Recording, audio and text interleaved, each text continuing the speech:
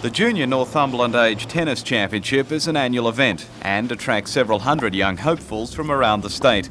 There's a total of 40 events in age groups from 10 to 18. In the 18 years boys singles final, fought out by two local players, William O'Neill defeated Mark McGinty 7-5, 7-6. In the 16 years girls singles final, Jane Taylor from Maitland beat Melinda Walsh from Sydney 6-1, 7-5.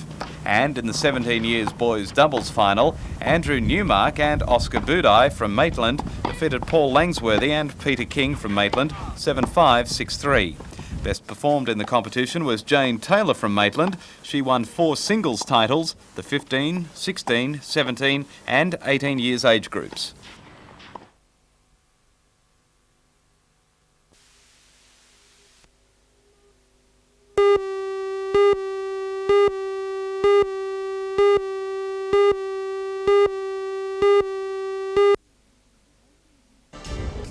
A floating piece of history sailed into the port of Newcastle today as the William IV made her first voyage down the Hunter River.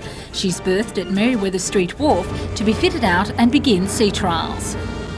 For all the news, join us tonight at 6.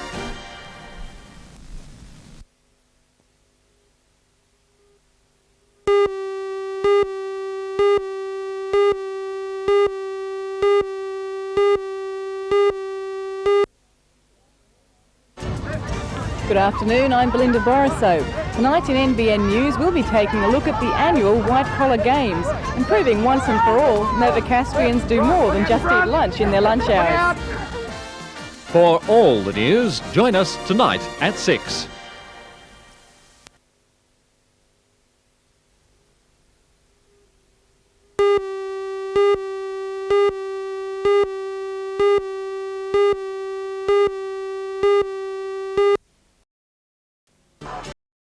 Tonight we'll bring you a report on Newcastle's response to a police amnesty on firearms.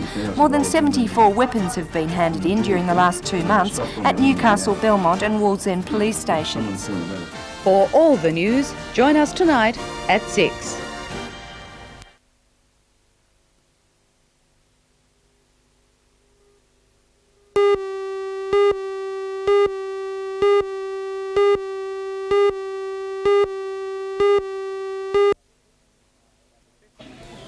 "50 Newcastle Aboriginal League players made up 2 teams which took part in the 40-team competition. But it was the Bobby Smith coach number 1 side that went all the way. On the first day, Newcastle thrashed Shoalhaven 60-6. In their second and toughest match, they beat Moree 7-6. They then defeated Narrandera 18-14, Dubbo 7-4, and in this game, yesterday's grand final, they beat Bellbrook from near Kempsey 30-22. Altogether, Newcastle brought home 30 trophies. Ashley Gordon, who'll be playing for the Knights next year, won 2 as the player of the series and player of the grand final, while Alan Williams won the best back trophy. The win, Newcastle's first in 10 years of competing, now means they'll host next year's competition. President of the Newcastle All Black Club, Bill Smith, says he's already started arrangements for next year. Mr Graham Marge, I pulled him out of bed about 7:15 this morning to speak to him about the grounds and the referees. And it means here in Newcastle we're looking for that hand of friendship, because it's one of the biggest things that can ever be run here in Newcastle, because it's the biggest rugby league knockout in the world. The win also means they will play the Queensland champions in a curtain raiser to one of next year's State of Origin matches.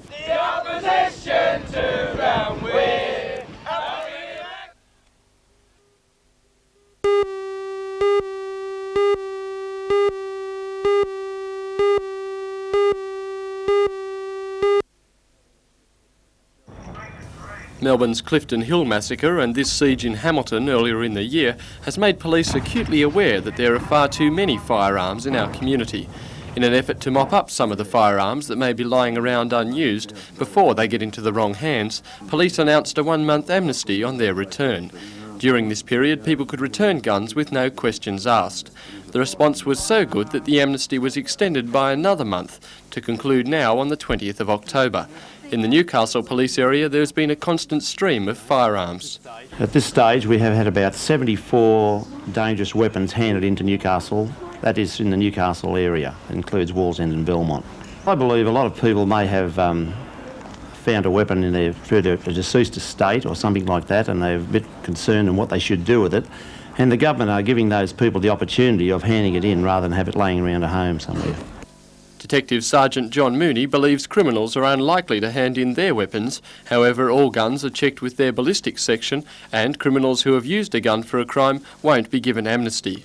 Well, each of the weapons that we take possession of are forwarded to Sydney or taken to Sydney for checking with the ballistics section.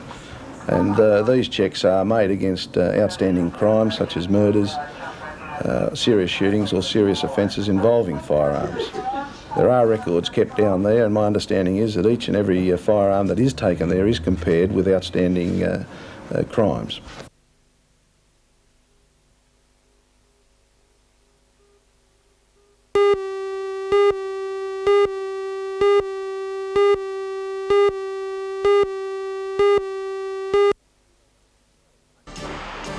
A new trend in Japan means big dollars for an Australian wave ski manufacturer.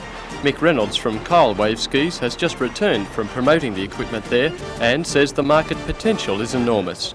The full story in tonight's news. For all the news, join us tonight at 6.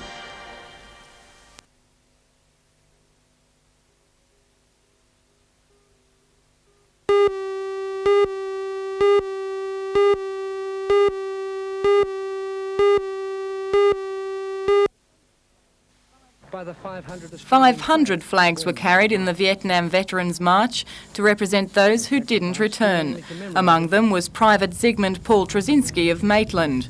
His family and friends gathered today for a touching ceremony where Maitland Vietnam Legion Veterans Association President Daryl Chandler presented a flag to Private Trezinski's son Paul, the son he never saw.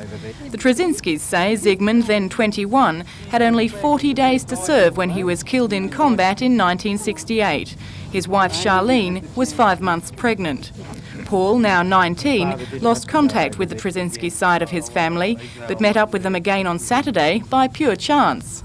I'm still overcome by it all. I'm still in shock ever since I marched for my father on Saturday in the Welcome Home March for the Vietnam soldiers, and my family just sprung up out of nowhere and just surprised me, and ever since then I've been in shock. How long had it been since you'd seen your family? 10 years. How do you feel now that your father has been finally welcomed home along with all the other Vietnam veterans? Well, I feel proud of that, although I wasn't really bitter about society not welcoming them sooner, because all that I was concerned about was I was proud of him, and that's all that mattered.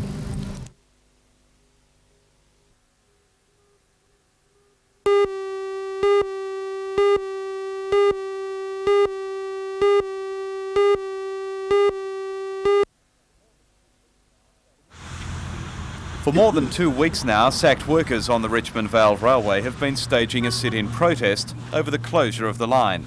Following a meeting last night at the Newcastle Trades Hall, the workers say they have the support of other unions, and they'll continue their protest until the situation is resolved. We're prepared to go on, mate. We've been here 15 days now. We're prepared to go on until we sit down at the table again with Coal and Allied and just work out all the problems that we've got. But attention soon shifted from the ongoing protest to caring for accident victims. Less than a kilometre from the railway workers' campsite along Lenigan's Drive, at the intersection with Stockrington Road, a family trip to the Barrington Tops came to a sudden end. A sedan carrying 3 children, a man and a pregnant woman, was travelling north when police said it collided with a coal truck turning right into Stockrington Road. The pregnant woman and an 11-year-old boy were seriously injured in the smash. I heard that siren, I thought that it's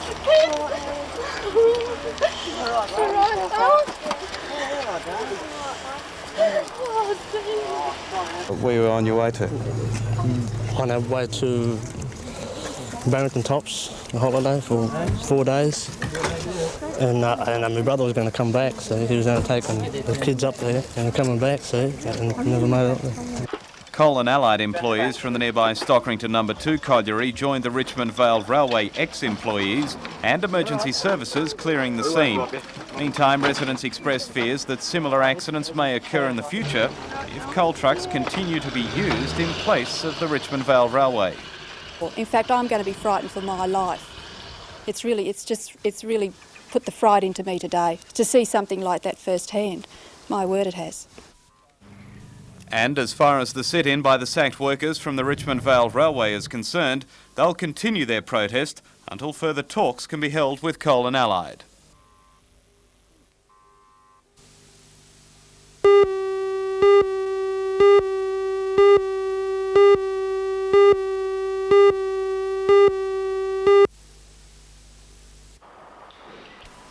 Greg was Australia's highest placed competitor at the recent World Championships in Czechoslovakia, finishing 7th in the 52 kilogram class.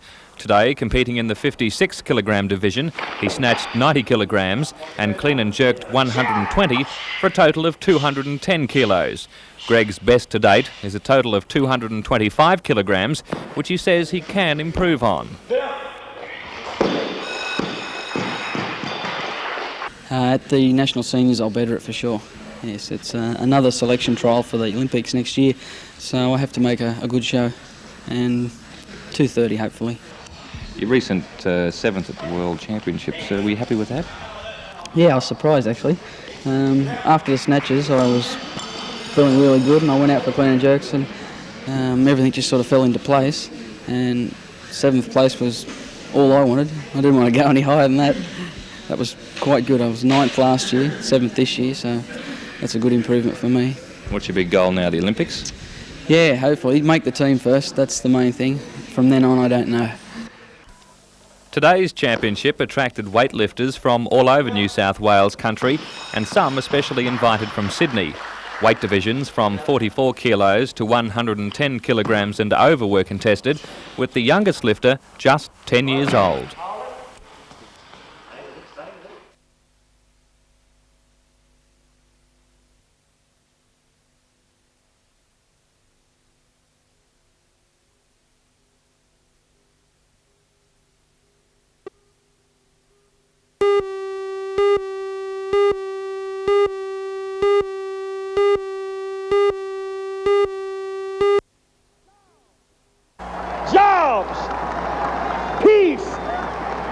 And justice. In one sense, this was a new Jesse Jackson talking today. The candidate who seemed to be running for president of Black America in 1984 is courting a much wider constituency this year. A Jackson presidency. Whether or not they are falling in line behind Jackson, there is no question Jackson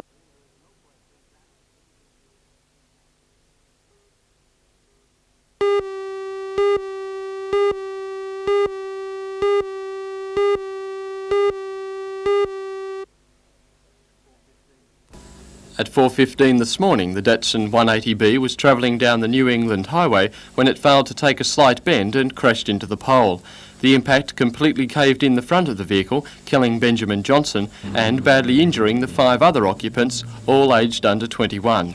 Police say the 18-year-old female driver of the car was taken to Maitland Hospital with serious head and chest injuries.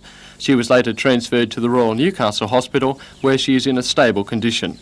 A second female passenger was also taken to the Royal with serious head injuries. A 17-year-old male was admitted to Maitland Hospital with a fractured arm and head injuries. 2 other male passengers were also taken to Maitland Hospital, but later allowed to leave. The Newcastle Accident Investigation Squad is continuing its inquiries into the cause of the accident.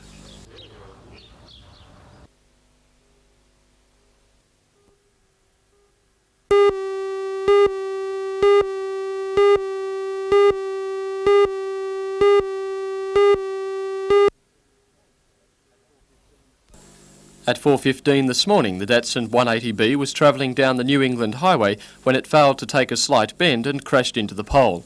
The impact completely caved in the front of the vehicle, killing Benjamin Johnson and badly injuring the 5 other occupants, all aged under 21. Police say 18-year-old Kim O'Donoghue, who was driving the car, was taken to Maitland Hospital with serious head and chest injuries. She was later transferred to the Royal Newcastle Hospital, where she is in a stable condition. A second female passenger, Kelly Burns, was also taken to the Royal with serious head injuries. 17-year-old Jason Swords was admitted to Maitland Hospital with a fractured arm and head injuries. 2 other male passengers were also taken to Maitland Hospital but later allowed to leave. The Newcastle Accident Investigation Squad is continuing its inquiries into the cause of the accident.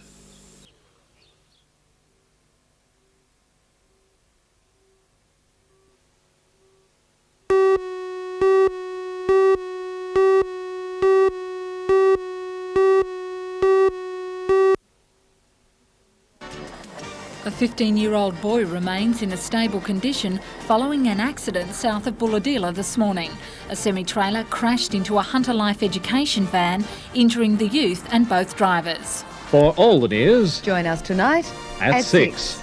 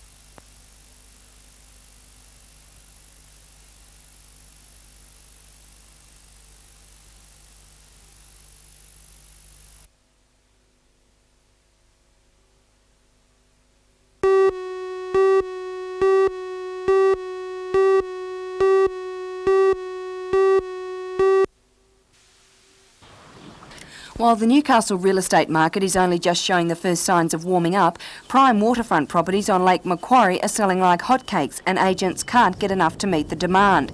Interestingly, it's the western side of Lake Macquarie, areas like Toronto and Coal Point, where demand is particularly strong. Real estate agents say the new freeway is making the western side of the lake very attractive to Sydney-siders. Many have realised that they can get very good value for prime waterfront properties compared to the overheated Sydney market. Most real estate agents agree that demand doesn't extend to inland properties on Lake Macquarie, but is confined to the prime waterfront blocks. We have no waterfronts at all left. We have sold them all within the last 2 to 3 months. Mostly Sydney buyers, some from Melbourne. A few overseas buyers have bought our waterfronts. In the last 3 months we would be selling property around the 150,000, which last year would sell at about 100,000. So I could say quite seriously things have gone up in that 50% range, I could say. On the eastern side of the lake, waterfront properties are also selling quickly, but here the buyers are mostly Newcastle people who want the easier access to the city. On the western side, a number of agents said they had sold properties to overseas investors. This modest cottage sold for $130,000 in the last few weeks to a Sri Lankan investor, while a Japanese investor paid $170,000 for 109 acres in the area. Bruce Avery says he sold a Coal Point property to a Melbourne woman for $375,000 and a Kerry Bay property went at auction for $255,000. These are the types of prices that people are paying. Ray Pescetto from Rain and Horn at Toronto says most waterfront properties are going to auction because people believe they can get more for their houses. He says he has a number of Japanese investors keen on buying properties, but he hasn't heard from them since the federal government changed the rules on foreign investment in Australian real estate. At the beginning of the year we had quite a demand from Japanese buyers. That has ceased. And prices for prime waterfront blocks won't be going down. One real estate agent estimates that waterfront blocks will sell for $500,000 for the land alone in the next 4 to 5 years.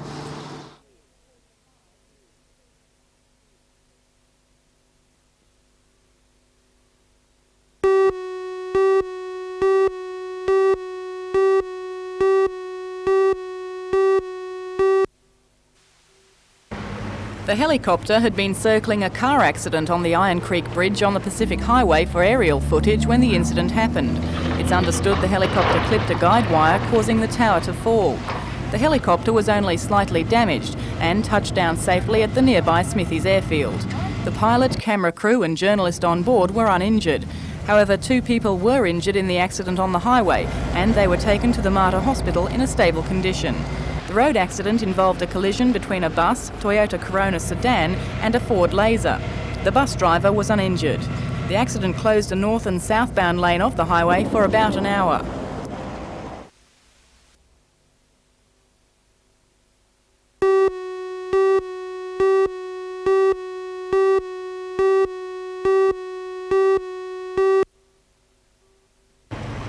The helicopter had been approaching a car accident on the Ironbark Bridge on the Pacific Highway for aerial footage when the incident happened.